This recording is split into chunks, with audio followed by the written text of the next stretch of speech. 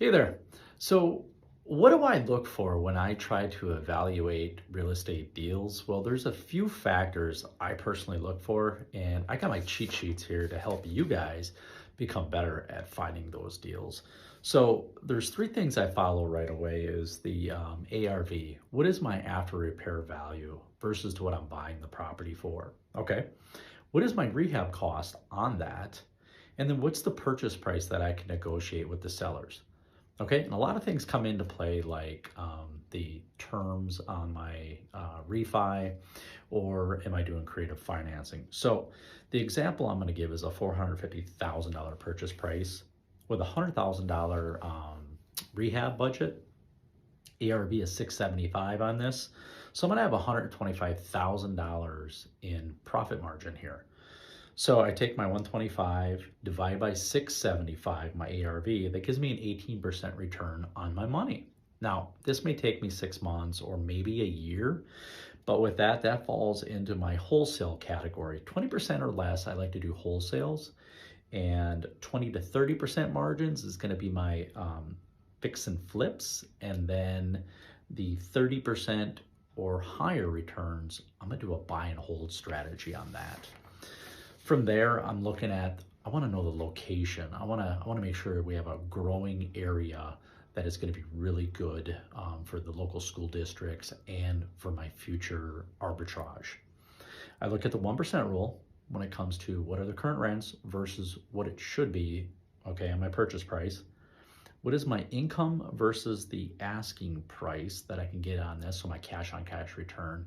What am I putting down? Am I putting 20%, 15, or 10% on that purchase? And then offer with due diligence contingencies with 10 days, meaning that I'm going to have 10 days to go in there and inspect. Because I am a Wisconsin licensed contractor, I can go in and look for these code defects.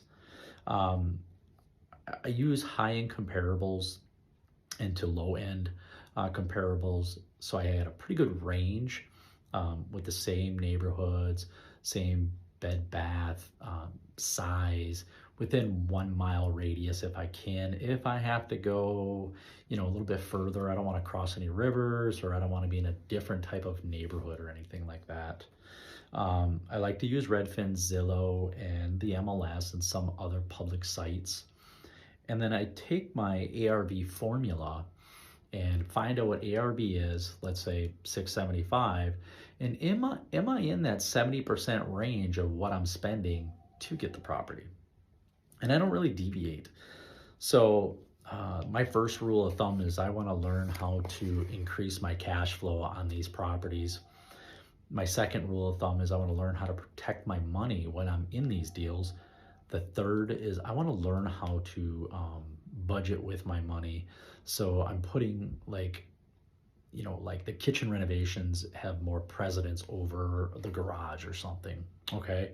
And then I'm going to leverage my equity in these properties to go on to the next one. Maybe there's a neighbor that wants to sell, or they may know somebody just a little bit down the road that has a property I can take a hold of and do the same thing. I already know the comps, I already know the area, I know what I can get for rents.